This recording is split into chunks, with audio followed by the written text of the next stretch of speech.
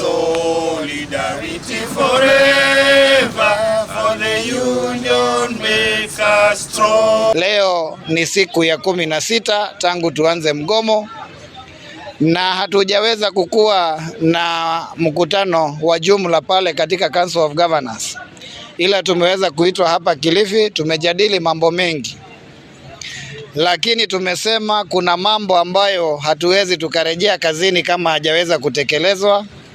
La kwanza likiwa lazima tuone ile hela ambayo tuliweza kukubaliana ya nyongeza ya health risk allowance imeingia katika payslip, na lazima pia tuone zile hela ambazo walifaa kulipa kwa ile SRC agreement kwa zile areas za health risk allowance za mwaka uliopita, na pia waweze kupatiana zile barua za kandarasi za kudumu ama PNP kwa wale wahudumu wa UHC na wale wahudumu wengine wa Global Fund TB program.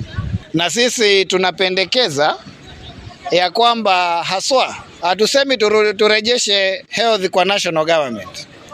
Tunasema wafanyikazi wa afya peke yake waweze kuondolewa katika serikali za ugatuzi na wawekwe katika mamlaka ambayo itaweza kuwasimamia kama vile TSC na nyingine.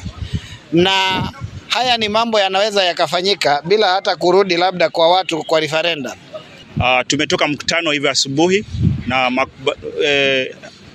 nia yetu ilikuwa ni kuweza kuelewana na wakaweze kutimiza zile ahadi walizozisaini katika return to work agreement ambayo ilifanywa mwezi wa kwanza mwaka huu. Lakini kwa kiufupi ni kwamba hatukuweza kukubaliana kwa sababu kwa upande wa serikali ni kama bado wanaendelea kutuahidi tofauti na ile nia ambayo tulikuwa nayo, ambao walikuwa ni watimize matakwa yetu tukaweze kurudi kazini.